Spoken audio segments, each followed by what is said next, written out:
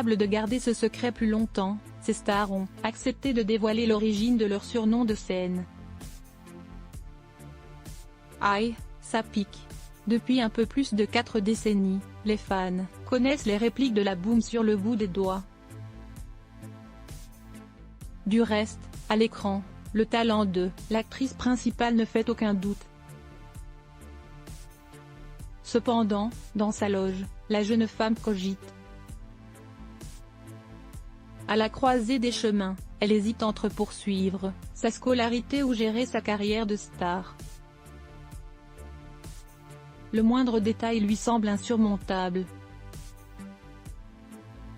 Contre toute attente, le réalisateur donne un petit coup de pouce à sa muse.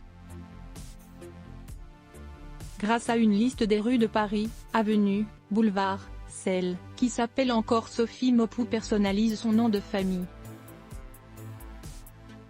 D'ailleurs, si elle a fait ce choix, c'est avant tout pour conserver les initiales ainsi que sa signature.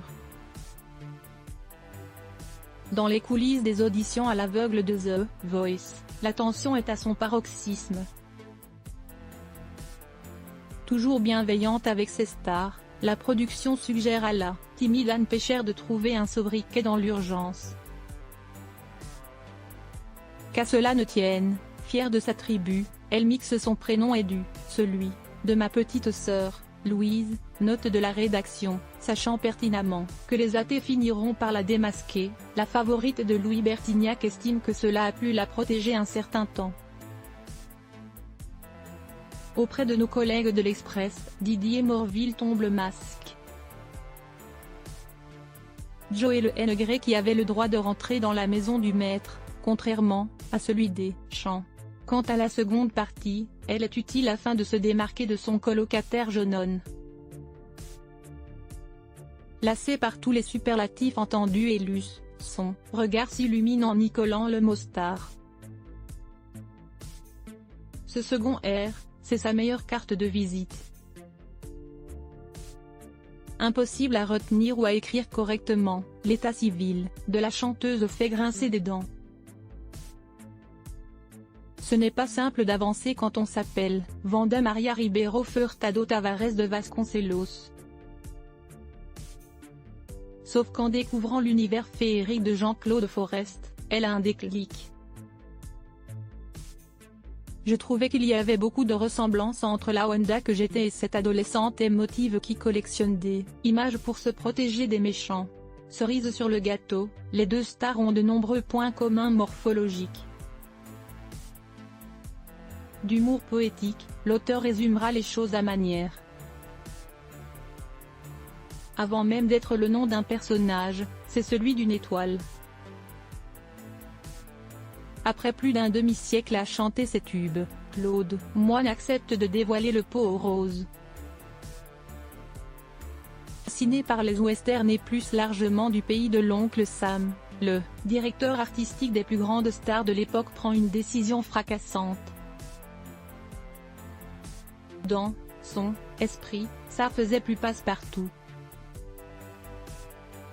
Mitchell c'est un peu l'équivalent de Dupont aux États-Unis.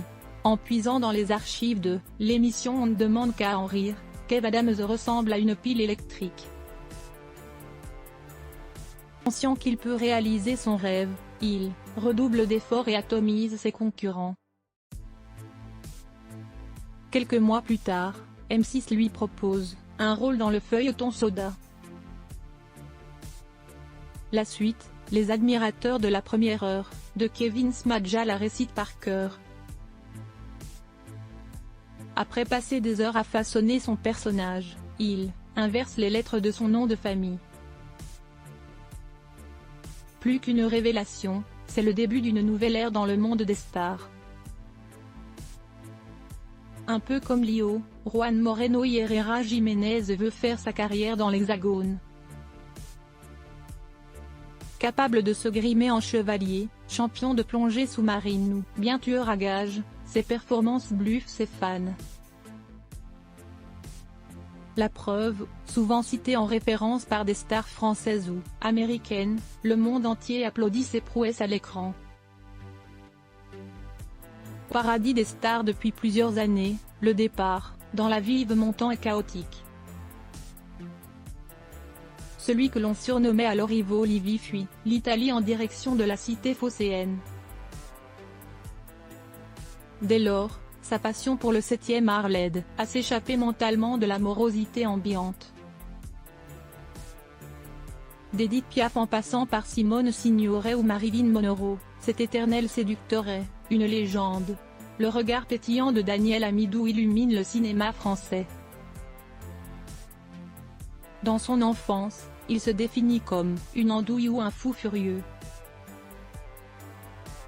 Celui qui a grandi sans papa n'a personne pour le recadrer.